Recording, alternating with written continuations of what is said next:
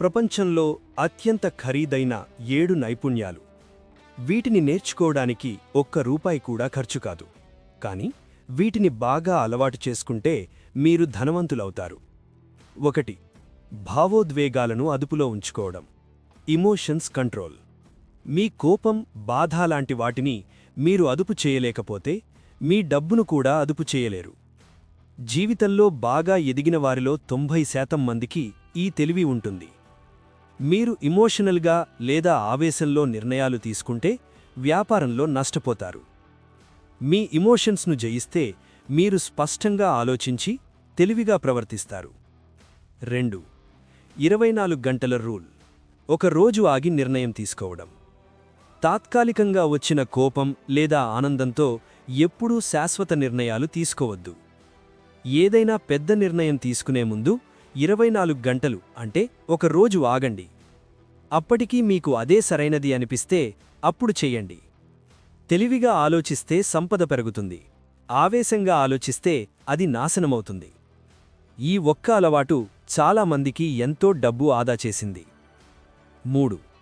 సమయానికి తగ్గట్టు మౌనంగా ఉండటం. ఏదైనా ఒప్పందం మాట్లాడుతున్నప్పుడు మౌనంగా ఉండటం చాలా పెద్ద బలం. ఎదుటివారు గొడవకు దిగితే మనం మౌనంగా ఉండటమే సరైన సమాధానం. మీరు మౌనంగా ఉంటే ఆ ఖాళీని నింపడానికి ఎదుటివారు తొందరపడి ఎక్కువ మాట్లాడతారు. వారి గుట్టు బయటపడుతుంది. బేరసారాల్లో ముందుగా వద్దు అని చెప్పేవారికి మంచి ఆఫర్లు వస్తాయి. తక్కువ మాట్లాడండి, ఎక్కువ గెలవండి. 4. మన గురించి మనం తెలుసుకోవడం. గొప్పగా రాణించేవారిలో చాలామందికి తమ గురించి తమకు బాగా తెలుసు. వెనకబడిన వారికి ఈ విషయం తెలియదు. మీకు కోపం ఎప్పుడు వస్తుందో, మీ బలహీనతలు ఏంటో, మీ అలవాట్లు ఏంటో తెలుసుకోండి. మీకు కనిపించని సమస్యను మీరు సరిదిద్దలేరు కదా. ఈ లిస్టులోని మిగతా అలవాట్లన్నింటికీ ఇదే పునాది. ఓపిక.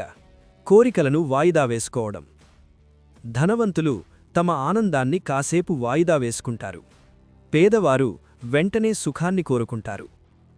ఒక ప్రయోగంలో తేలిందేంటంటే, ఒక చాక్లెట్ ఇప్పుడు తినడం కన్నా కాసేపు ఆగితే 2 ఇస్తామంటే ఓపికగా వేచి ఉన్న పిల్లలే భవిష్యత్తులో గొప్పవారయ్యారు. అవసరం లేకపోయినా వెంటనే కొనేసే ప్రతి వస్తువు మీ భవిష్యత్తు ఆదాయాన్ని దొంగిలించినట్లే.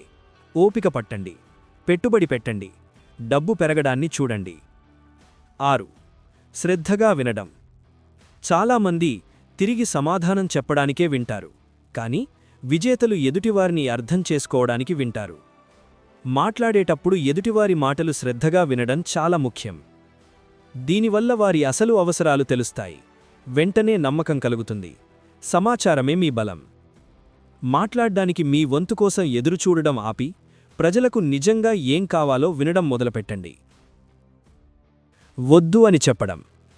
ముఖ్యం కాని పనికి మీరు సరే అన్న ప్రతిసారీ ఏదో ఒక ముఖ్యమైన పనికి వద్దు అని చెప్పినట్లే. అవును అనే కన్నా వద్దు అని ఎక్కువ చెబుతారు. చెడ్డ కస్టమర్లకు, సమయం వృధా చేసేవారికి, తక్కువ డబ్బు వచ్చే పనులకు, మీ దృష్టి మరల్చే విషయాలకు వద్దు అని చెప్పండి. ఇది నిజంగా లాభం వచ్చే పనుల కోసం మీ సమయాన్ని, శక్తిని ఆదా చేస్తుంది. మీరు చెప్పే వద్దుకి మీరు అనుకున్న దానికన్నా ఎక్కువ పవర్ ఉంటుంది.